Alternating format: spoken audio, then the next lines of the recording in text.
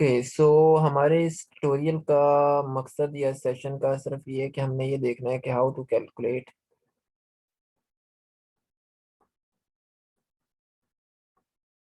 Are mu alpha rho beta alpha beta gamma R alpha beta R g alpha beta from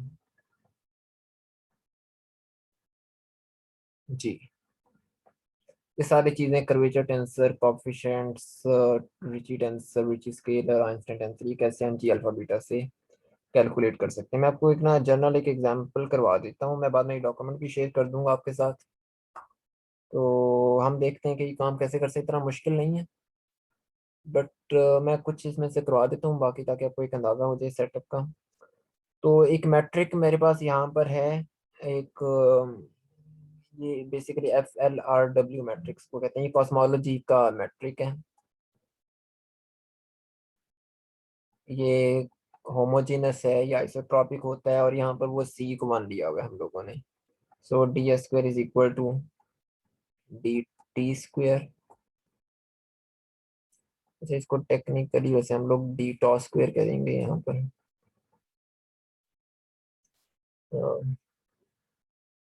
minus a square t over 1 - k r square d r square plus sorry minus a square t r square d theta square minus a square t sine square theta r square d phi square. अच्छा, वो जो मैंने आपको matric मेरे ख्याल में वहां पर दिया हुआ वो मैट्रिक कुछ ये वाला था, r square d r square plus r square. ये स्फेरिकल का जो मैट्रिक होता है वो ये होता है। नहीं sorry,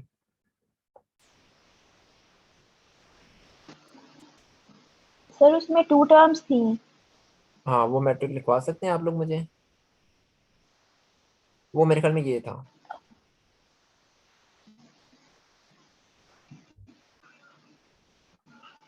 sign square theta d. जी स्फेरिकल सर, ये है। Symmetric polar metric S two sphere का सिर्फ बेसिकली स्फेरिकल जी सर। मैट्रिक। यहाँ पर भी आप देखें कि ये जो चीजें आ रही हैं ये दो टर्म्स हैं और ये दो टर्म्स हैं, ये वही हैं जो आपके मैट्रिक की हैं, जो आपको होमवर्क में दिया हुआ है।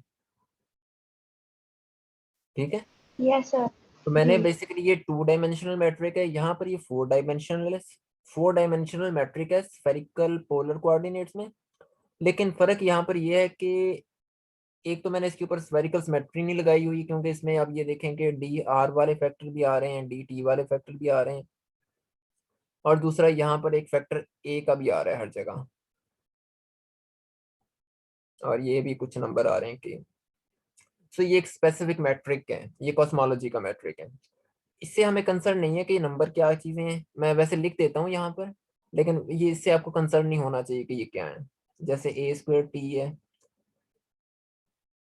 इसको स्केल फैक्टर कहते हैं, और ये जो के है ये कर्वेचर कॉएफिशिएंट है, ये कर्वेचर है।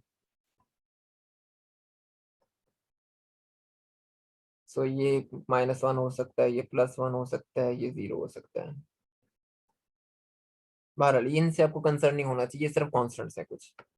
तरीका आपने देखना है कि क्या है। सो सबसे पहले आप लिखें इसका मैट्रिक, लिखें इसका जी म्यू न्यू, लिखें कि क्या होगा। पहला कॉफिशिएंट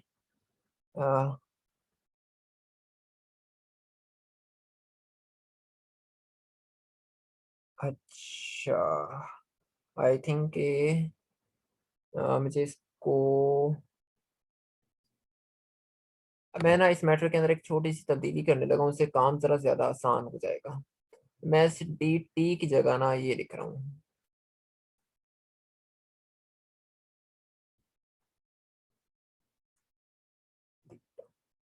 मैं टी की जगह असल में ईटा यूज कर रहा हूँ। ईटा ईटा एक पैरामीटर है, वो इस मैट्रिक को आसान बना देगा। ईटा को आप टाइम ही समझे, लेकिन डजंट मेक एनी डिफरेंस कि यहाँ पर क्या है। ठीक है, ये ईटा को आपने टाइम ही समझना है। ईटा बेसिकली यहाँ पर ईटा से मुराद है कन्फॉर्मल टाइम, ये टाइम की एक स्पेसिफिक किस्म है। लेकिन ये हमारी कैलकुलेशन को जरा आसान कर देगा। उसमें यह है कि ए स्क्वायर ईटा का फैक्टर अब हर जगह पर आ जाएगा। बहरहाल अब इसका मैट्रिक लिखें कि क्या है। यहाँ पर आपके पास पहला कंपोनेंट आ जाएगा ए स्क्वायर टी, तो आपको समझाने के लिए, या ए स्क्वायर ईटा कह लें, मैटर है यहाँ पर eta. Sorry sorry for this thing, मैं असल में उसको ठीक करने के चक्कर में ना मैं आपको बिला वजह कंफ्यूज कर दूंगा। आप इसको ऐसे समझें,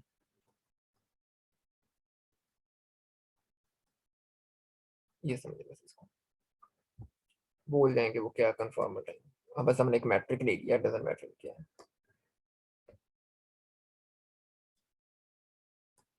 बहरहाल इसका आप जी म्यू नहीं लिखते हैं। इसका जी म्यू नहीं क्या बनेगा, आपके पास पहला कंपोनेंट ए स्क्वायर टी आ जाएगा, बाकी सारे कंपोनेंट जीरो जीरो जीरो, ये भी जीरो जीरो जीरो।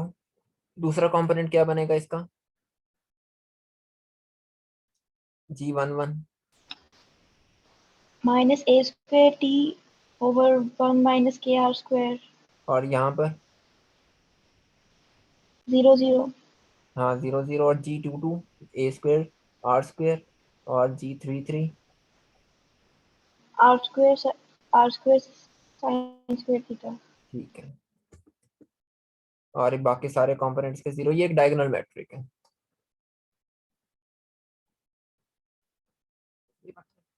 अच्छा, ये आपने डायगोनल मैट्रिक लिख लिया। अब जब हम कोई डायगोनल मैट्रिक लिख लेते हैं तो सबसे पहला काम हमारे पास ये होता है कि हमने क्रिस्टोफर कॉफिशिएंट्स कैलकुलेट करने हैं। क्रिस्टोफर कॉफिशिएंट्स कैलकुलेट करने के लिए आपको चाहिए क्रिस्टोफर कॉफिशिएंट का formula in terms of metric 1/2 g rho sigma partial mu g nu sigma plus partial nu g rho sigma partial sigma, ये चीज, ये इसका फार्मूला है जो मैंने आपको डिराइव करने के लिए कहा था। आई डोंट नो अभी तक आप लोगों ने किया या नहीं किया, बहरहाल ये इसका फॉर्मूला है। अब आपने इसमें मुख्तलिफ कॉम्बिनेशन यूज करने हैं रो सिग्मा के और म्यू न्यू के, और देन एवेल्युएशन करनी है। अब मैं यहाँ पर क्या कॉम्बिनेशन यूज करता हूँ, मैं करता हूँ कि रो और सिग्मा को मैं सेट कर देता हूँ 0 और म्यू और न्यू को 1। अब आपको एक चीज यहाँ पर बड़ी ना आसानी से नजर आ जानी चाहिए कि ये रो और सिग्मा सिर्फ सेम वैल्यूज के ऊपर इवेलुएट होंगे, मतलब बाकी सारी एंट्रीज तो जीरो हैं, तो या तो 0 0 होंगे या 1 1 होंगे या 2 2 होंगे। इसी तरह यहाँ पर म्यू न्यू को भी देख लें, ये सारे कॉम्बिनेशन उस वक्त सेम नंबर देंगे जब इनकी इंडेक्सेस एक जैसी हैं, अदरवाइज ये सारे के सारे जीरो देंगे। चलें, ये अब ये थोड़ा सा बस आपको थोड़ा सा टाइम स्पेंड करना पड़ता है देखने के लिए कि क्या क्या सिचुएशन बन रही है। 1/2 जी वन वन 1 जी वन जीरो प्लस 1 जी वन जीरो माइनस 0 जी वन वन। अब यहाँ पर आप देख लें, बड़ी क्लियर बात है कि ये जी वन वन जी वन जीरो जीरो, ये 0 0, क्यों, क्योंकि ये नॉन डायगोनल है। ठीक है, यस सर। आपके पास बना -1/2 g one one, sorry g zero zero, हमने म्यू और लोअर सिग्मा को जीरो लिया हुआ है, partial naught g one one. अच्छा, जी जीरो जीरो आपके पास क्या है, अब ये आपको ना इसको सिंप्लीफाई करना पड़ेगा। ये देख लें -1/2 जी जीरो जीरो आपके पास क्या आ रहा है, ए स्क्वायर टी, तो मैं अब इसको ए स्क्वायर लिख दिया यहाँ पर। और ये बेसिकली जीरो का मतलब टाइम डेरिवेटिव होता है, और जी वन वन क्या आ रहा है, -a² / 1 - k²।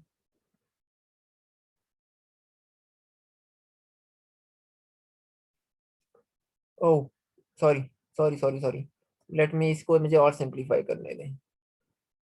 यहाँ पर 1 लिखें और ज़्यादा आसान हो जाएगा।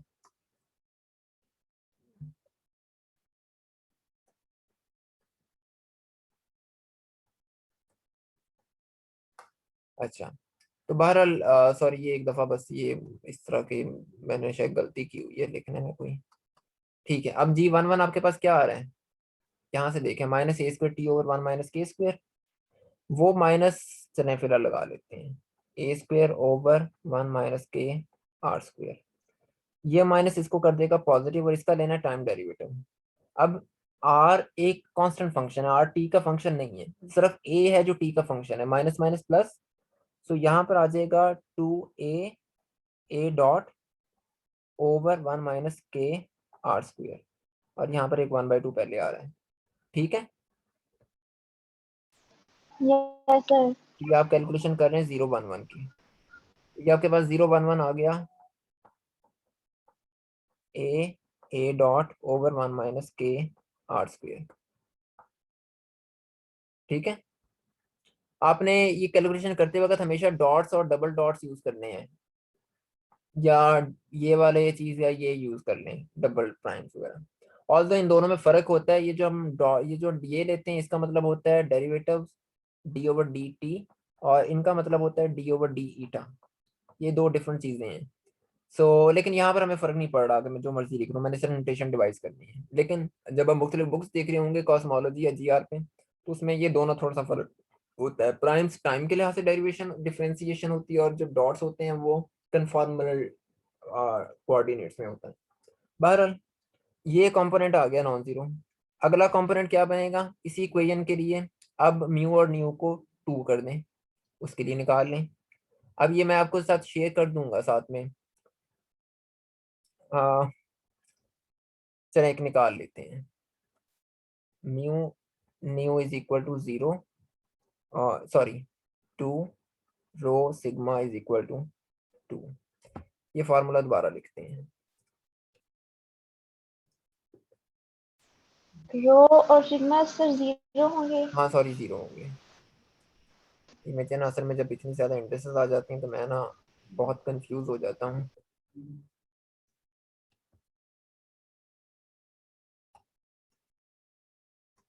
और खासतौर पे उस वक्त जब आपको अचानक से टॉपिक्स इस तरह के करवाने पड़ जाएं। सो 0 to 2 1/2 g 0 0 पार्शियल 2। अब हमें ज़्यादा वैसे हमें, चले मैं एक दफ़ा लिख देता हूँ, लेकिन अब हमें अंदाज़ा है कि पहली दो इंडेक्सेस अगेन 0 होनी है।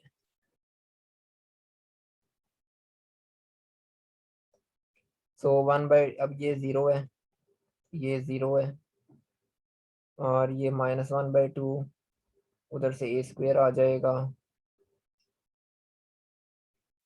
g 0 0 partial T g 2 2।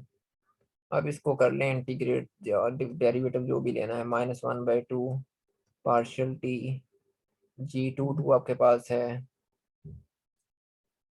A square r square minus a square r square. इसको देखने की ये क्या बनेगा, इसका डेरिवेटिव ले लें, ये बन जाएगा 2 2 से कैंसिल हो जाएगा, ए ए डॉट आर स्क्वायर। ठीक है, सर इसमें जी 0 0 की जो वैल्यू थी वो लोअर इंडिसेस के लिए है 1, तो यहाँ पे आपने अपर के लिए यूज किया है। इसका इन्वर्स लें, 1/1 1। हाँ, सॉरी। ठीक है, हाँ इसका इन्वर्स जी लेंगे तो फिर क्या बनेगा, 1, इसका इन्वर्स लेंगे तो बनेगा 1/a² r², 1/a² r² sign square theta. इसका लेंगे तो 1 माइनस k² r², लेकिन ये तो 1/1 1 ही रहेगा। जी सर ठीक है। अच्छा, इसी तरह आप 3 के लिए निकाल लें, मैं डायरेक्ट उसके नंबर लिख देता हूँ।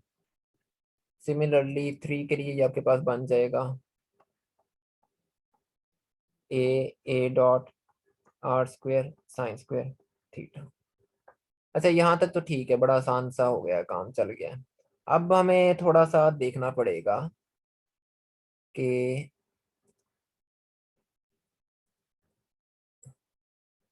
आ, अब हमें कौन सी इंडेक्सेस कंपोनेंट्स आपको नॉन जीरो देंगे। अब जैसे यहाँ तो मुझे पता है कि ये तो मैंने चूंकि किया हुआ है पहले, तो रो और सिग्मा को अगर मैं 1 रखूँ, और म्यू को 1 न्यू को 0, या फिर ये फिक्स हैं, ये दोनों फिक्स हैं, इनको मैं या तो ये कॉम्बिनेशन यूज करूं या फिर मैं म्यू को 0 रख दूं और न्यू को 1 रख दूं, क्योंकि ये दोनों इंडिसेस सिमेट्रिक है नीचे वाली। जिया के अंदर कनेक्शन कोफिशिएंट की लोअर इंडिसेस सिमेट्रिक होती हैं, तो मैं चाहे 0 1 रखूं चाहे 1 0 रखूं कोई फर्क नहीं पड़ेगा। तो 1 0 1 और 1 1 0 दोनों बराबर है। अब ये कर लें 1 1 पार्शियल 1 G 0 1 प्लस ये चीज, यहाँ पर इसकी वैल्यूज इंसर्ट कर दें 1/2। आप देखें ये ऊपर इंडेक्सेस आ रही है, तो मुझे अब इसको इन्वर्स करके लिखना पड़ रहा है। और यहाँ पर आप इसका डेरिवेटिव ले लें, सिर्फ ये कंपोनेंट दरमियान वाला आएगा पॉजिटिव, बाकी दोनों खत्म हो जाएंगे। फिर जी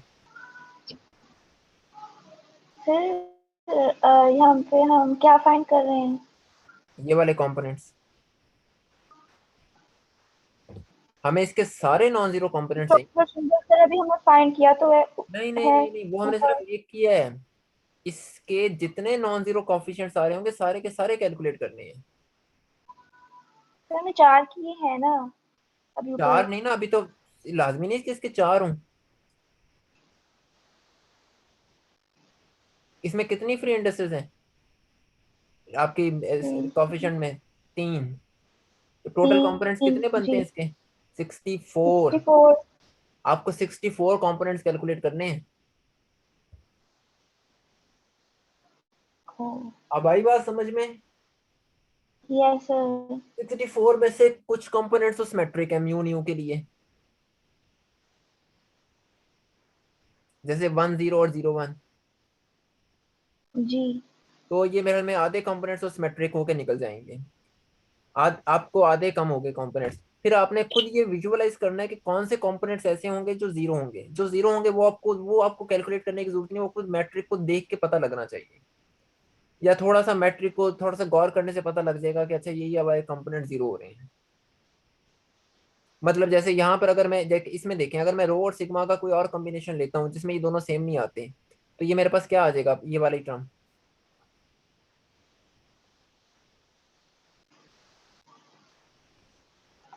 सो लेट्स सपोज कि सर अगर मैं क्या रो मतलब? को आई ले लेता हूँ सिग्मा को जे ले लेता हूँ, और जबकि कंडीशन ये लगा दूं कि i is not is equal to j, तो ये क्या देगा टर्म? 0 होगा। जीरो। तो 0। इसका मतलब वो सारे कॉम्बिनेशन जिनमें रो और सिग्मा बराबर नहीं है, वहां पर ये क्रिस्टोफर कॉफिशिएंट्स क्या आएंगे? जीरो।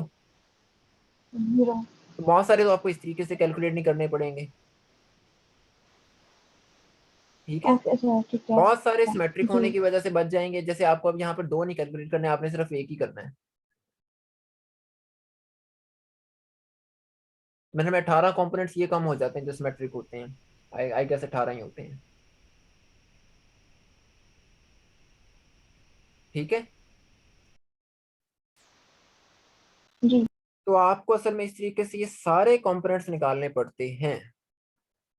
सो दैट्स वाई मैं बार बार कहता हूँ कि बड़ा ना लेंथी अलजेब्रा बनता है। लेने सिर्फ डेरिवेटिव्स हैं और कुछ भी नहीं करना इसमें, लेकिन ये इतना कॉम्प्लिक इतना लंबा काम बन जाता है। अभी आपको थोड़ी देर में अंदाजा हो जाएगा कि ये कितना बनता है। अच्छा, इसी तरीके से आप कुछ और निकाल लें जिनमें मैं अब डायरेक्ट रिजल्ट्स लिख रहा हूँ सिर्फ। म्यू और सॉरी, रो और सिग्मा को 2, और म्यू को 0 न्यू को 2, या फिर म्यू को 2 न्यू को 0 कर दें, तो आपके पास ये निकल आएंगे 2 0 2 0 2 0। ये आपके पास बनेंगे अगेन A.A। इसी तरीके से बाकी भी निकाले जा सकते हैं। मैं कुछ और लिख देता हूँ 3 0 3 3 3 0। ये भी आपके पास A.A बनेंगे। और इसी तरीके से 1 1 1 ये निकाल लें KR/1 - KR²। अब इसके साथ मुख्तलिफ कॉम्बिनेशन देख लें 1 2 2, ये बनेगा -R × 1 - KR²। फिर 1 3 3 निकाल लें, ये बनेंगे -R 1 - KR²sin²θ। इसी तरह अब ये सारे कंपोनेंट्स 2 1 1 2 2 2 2 2 3 3 निकाल लें, तो ये आपके पास आ गए ये बहुत ही बन जाएंगे। गॉड, चले मैं अब लिख के देता हूँ एक दफा। सो सर ये 4D सिस्टम में है ना? बोरिंग नहीं है, बस ये ग्रेविटी है, क्या नहीं कर इसका सकते हैं। 4D, सर मैं कह रही हूँ 4D, 4D है हाँ जी, ये 4D सिस्टम। है। 2D और हमें होमवर्क में 2D चाहिए। हाँ, तो 2D में कम बनेंगे, लेकिन मैं आपको 4D इसलिए करवा रहा हूँ ताकि 4D करेंगे तो फिर 2D तो हो ही जाएगा। लेकिन एग्जाम ओके में सर। जितने भी क्वेश्चन है वो सारे 4D के साथ हैं। आई थिंक एक क्वेश्चन 2D के साथ है, बाकी सारे 4D के साथ हैं। मैं आपको एक मुश्किल एग्जांपल करवा रहा हूँ ताकि आसान फिर आप इस तरीके से कर लें, आपको पता लग जाए चीज़ों का। इसी तरह इसके 2 1 2 2 2 1, ये 1/r बनेगा। और ये सिमिलरली ये 3 1 3 और ये 3 3 1 भी इसी के बराबर आएंगे। और ये जो है आपके पास 3 2 3 3 3 2, ये कॉट थीटा के बराबर आएंगे। ये बन गए, ये सारे के सारे नॉन जीरो इसके कोफिशिएंट्स हैं। ये देख रहे हैं हमने कितने नॉन जीरो बने, 1 2, ये हम लिख लेते हैं साथ साथ, 1 2 3 4 5 6 7 8 9 10 11 13 14 15 16 17 18 19। तो ये 19 इसके नॉन जीरो कोफिशिएंट्स बने हमारे पास। बाकी जो सारे हैं वो जीरो हैं। ठीक हो गया। Yes sir. अब आ जाते हैं जी रिची टेंसर पे, जो सबसे सबसे ज्यादा मुश्किल काम है कैलकुलेट करना। रिची टेंसर, पहले इसको डिफाइन करें। R mu nu rho rho mu nu nu coefficient rho mu rho sigma mu nu rho sigma rho sigma mu rho sigma nu. ठीक है, ये यस सर। फॉर्मूला है इसका जो हमने ड्राइव किया था, याद है। जी सर। ओके, अब हमने इसको करना है कैलकुलेट। अब आपने म्यू न्यू के डिफरेंट कॉम्बिनेशंस के लिए करना है। और यहाँ पर आपने इसको सिर्फ 0 0 1 1 2 2 और 3 3 के लिए कैलकुलेट करना है। जो बाकी सारे कंपोनेंट्स होंगे वो इसके हो जाएंगे जीरो। ठीक है, क्योंकि मैट्रिक डायगोनल है। सर 2D के लिए भी फॉर्मूला तो सेम ही होगा ना? हाँ जी, फॉर्मूला तो सेम ही होगा, क्योंकि उसमें number of okay sir. Components कम हो जाएंगे। तो मतलब आपको, जैसे इसमें तो मैं 2 2 और 3 3 तक जा रहा हूँ, उसमें आप सिर्फ 0 0 और 1 1 लेंगे। मतलब इंडिसेस दो ही रहेंगी, लेकिन इंडिसेस जो रन कर रही है ना, जैसे न्यू है, ये 4D में रन कर रहे हैं 0 1 2 3 पर। 2D में ये रन करेगा 0 और 1 पे। 1D में ये रन करेगा सिर्फ जीरो पे। इंडेक्स सेम ही होंगी। हाँ, इंडिसेस तो सेम ही होंगी, इंडिसेस तो उतनी रहनी है। अगर आप एन ओके डायमेंशन सर। में जा रहे हैं तो फिर ये 0 1 2 3 चलता जाएगा, जितना मर्जी ले लें आगे तक। समझ में आई बात अब। Yes sir. फॉर्मूलाज तब्दील नहीं होते, इंडिसेस कहाँ तक रन कर रही है ये चीज तब्दील होती है। तो चलें, इसको फिर हम करते हैं mu is equal to zero और nu is equal to zero के लिए। ये आपने सिर्फ ये आने हैं आपके सिर्फ इन पे नॉन जीरो का, ये सेम इंडिसेस पे। चले, मैं अभी इस फॉर्मूले को ना जरा मैं लिख लेता हूँ सिंप्लीफाई करके, और फिर मैं बताता हूँ आगे क्या करना है आपने। ये बन गया R 0 0 रो रो 0 0, सॉरी 0 रो 0 रो सिग्मा 0 0। बहुत ध्यान वाला काम है।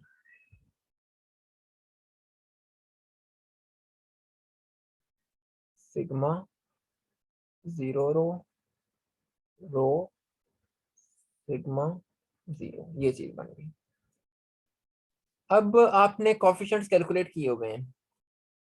अब आप देखें कि कौन कौन से कॉफिशिएंट्स ऐसे हैं जो नॉन जीरो आ रहे होंगे, जो अब बल्कि आप सबसे पहले मैं आपको एक और चीज बताता हूँ, आपको थोड़ा सा और अंदाजा हो जाएगा। इसमें आपने अब देखें, इसमें आपके पास इसको एक्सपेंड करें रो के लिए, फिलहाल हर लाइन को रो की वैल्यूज के लिए एक्सपेंड करें। Expand for rho is equal to 0 1 2 3। अच्छा, ये कैसे एक्सपेंड करना है, मुझे एक दफ़ा इस इक्वेशन को कॉपी करने दें आप, फिर मैं आपको बताता हूँ।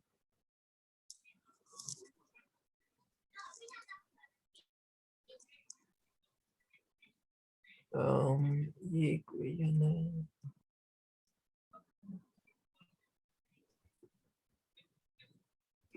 ये एक दफ़ा आ गई,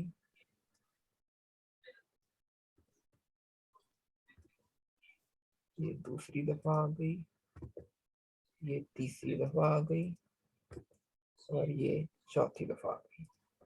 अच्छा, अब यहाँ से यहाँ से यहाँ से यहाँ पर ये रो मिटा दिया हमने। पहले यहाँ पर 0 लगा दें।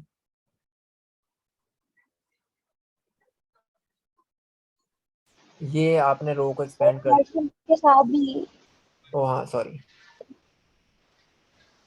ये बन गई इक्वेशन 0 के लिए। ये एक ही एक्सप्रेशन है इस वक्त, ये ध्यान में रखें, ये एक ही एक्सप्रेशन है R00 का। सो ये प्लस हो रही सारी टर्म्स, ये पूरी एक इक्वेशन है, ये 4 लाइनों पे जो लिखी हुई है।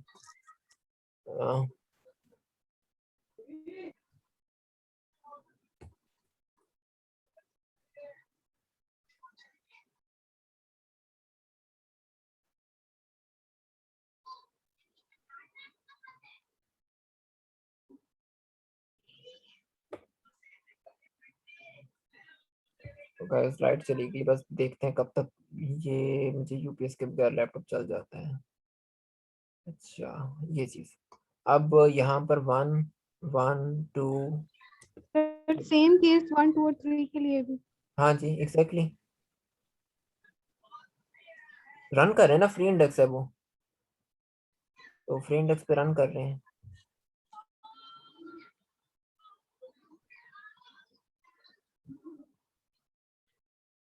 और किधर रह गया, 1 2 3 1 2 3, लिख लिया यहाँ तक। Yes sir. अब आपने वो कॉफी, अब यहाँ से आपको अंदाजा हो जाएगा कि कौन कौन से कॉफिशिएंट्स नॉन जीरो आ रहे हैं, कौन कौन से जो हैं वो आपके पास जीरो हो जाएंगे।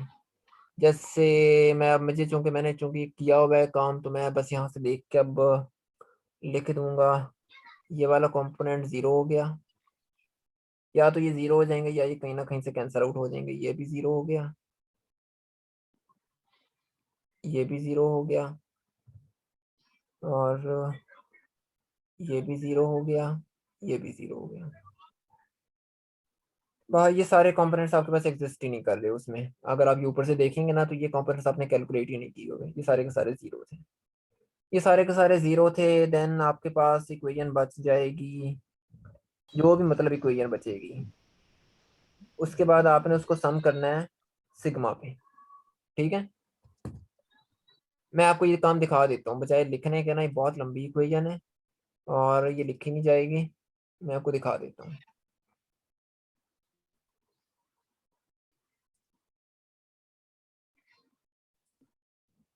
ये देखें, आपको स्क्रीन शो हो रही हो कि ये हमने काम किया है, ये वाला यहाँ तक, ये वाला कर लिया था। अब उसके बाद जो कंपोनेंट्स नॉन जीरो हो रहे थे वो हमने, ये बच गया नॉन जीरो,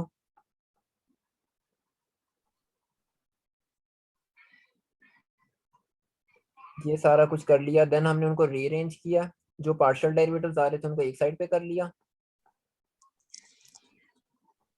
ये सारा काम मैंने सिर्फ इस वजह से किया था कि ताकि मुझे थोड़ा सा अंदाजा रहे, मुझे चीज़ों को समझने में आसानी रहे, वरना ये 2 दिन स्टेप बीच में स्किप भी किए जा सकते थे। देन मैंने फिर बार उनको दोबारा से रीअरेंज कर लिया, जो डेरिवेटिव जो उनकी बेस इंडेक्सेस सेम आ रही थी, वो जो मुझे हिसाब लग रहा था वो मैंने एक तरफ कर लिए थे, बाकी एक तरफ कर लिए थे। बहरहाल ये सारी रीअरेंजमेंट है।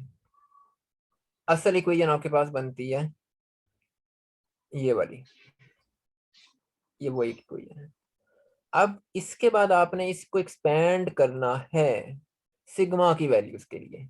इस इक्वेशन में जहां जहां पे ऊपर ऊपर इसमें कहीं पर भी सिग्मा नहीं आ रहा, लेकिन इसमें सिग्माज आ रहे हैं। तो यहाँ पर मैंने इसको सिग्मा इज इक्वल टू 0 के लिए, sigma is equal to 1, sigma is equal to 2, sigma is equal to 3 के लिए लिखा हुआ है। ये सारी वैल्यूज इंसर्ट कर दी।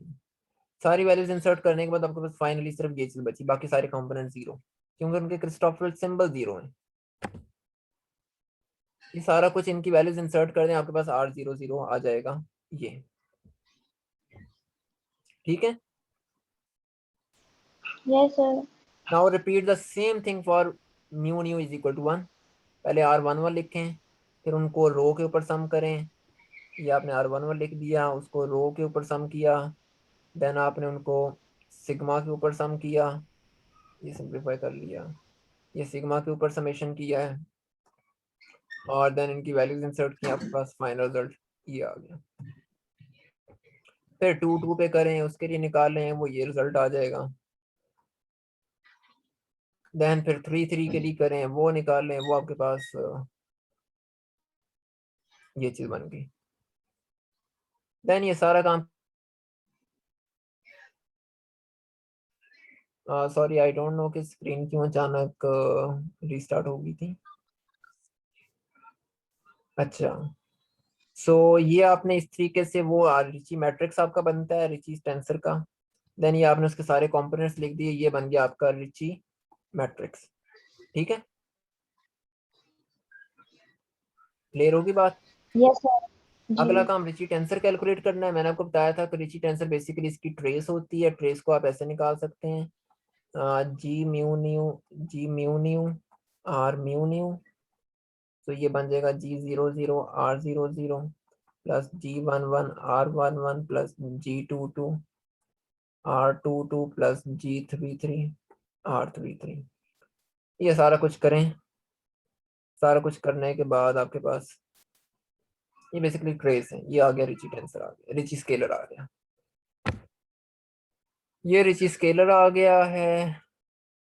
देन वैसे ये काम आपने यूजली फाइंड करना होता है, और देन इनको वो फार्मूले में लगा के, ये तो मैं बताता हूँ। ये देन इनकी जी के कंपोनेंट्स निकालने हैं, वो निकाल लें। जैसे मैंने सिर्फ 0 0 निकाला हुआ, आप देख लें कौन कौन से आपको निकालने हैं।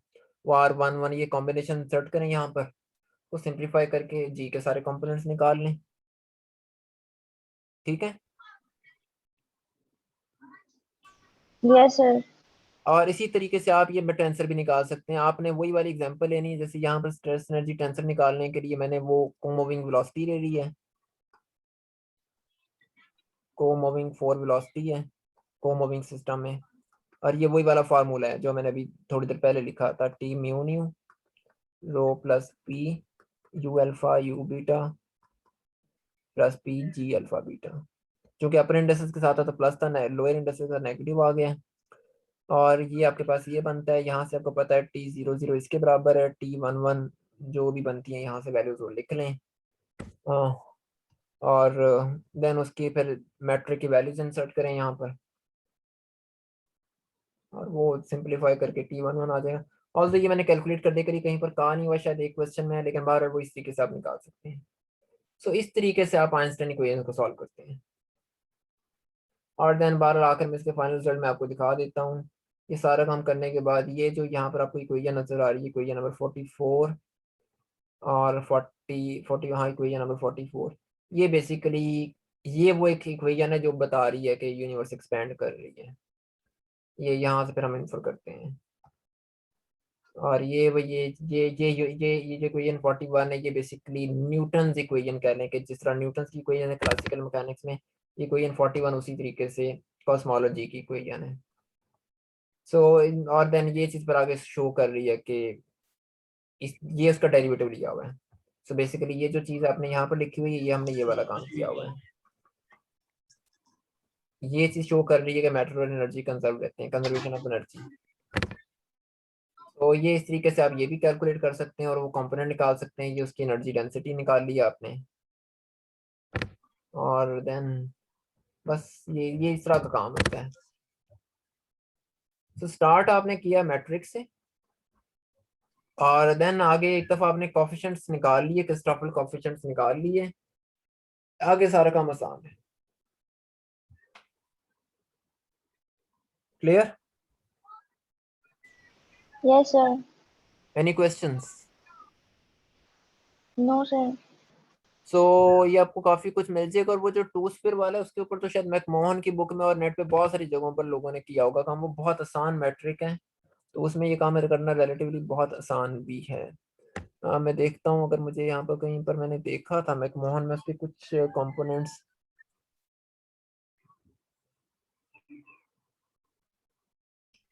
और अब आप अंदाजा लगाएं कि मुझे ये वाला ये जो पूरा सवाल है, इस तरह के 4 सवाल मुझे सिर्फ 90 मिनट्स में करने थे। तो let me show you, McMahon में से देख लेते हैं अगर कुछ मिलता है तो। Sir, उसके 4th चैप्टर में है। उसके 4th चैप्टर में है ना ये मैट्रिक, तो उसने फिर कोफिशिएंट्स भी जी कुछ सर। निकाले होंगे।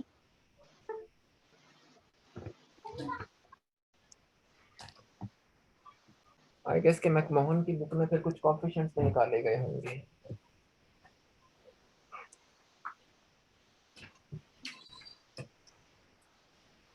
लेट्स सी के ये, हाँ ये देखें, जैसे उसने यहाँ पर मैं देख रहा था उस वक्त, ये ऑलमोस्ट कुछ इस तरह का मैट्रिक है टू स्फीयर का। ये उसने मैट्रिक, मैंने ये उसका इनवर्स निकाला हुआ है, और ये कॉम्पोनेंट सारा कुछ उसने निकाला हुआ है। हाँ उसने शायद रिची स्केलर वगैरह नहीं निकाले, लेकिन वो अब आपको पता है कि वो कैसे निकालने हैं। Yes, sir. और जैसे आखिर में आप ये आखिर में इनको चेक एक दफा लाजमी कीजिएगा, ये अंडरस्टैंड करने की कोशिश कीजिएगा कि आप कैसे इन्फर कर सकते हैं कि बाकी क्रिस्टोफर सिंबल जीरो हैं। आपको मैट्रिक को देख के काफी हद तक अंदाजा हो जाता है कि कौन कौन से कॉम्बिनेशन आपको जीरो दे रहे होंगे।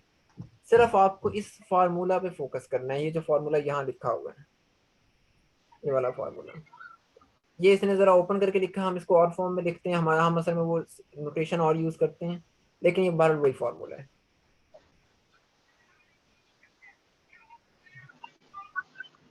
ठीक है। Yes, sir. So I hope क्या मसला नहीं होगा, सिर्फ लेंथी टास्क है और कुछ भी नहीं है इसमें। Any other questions?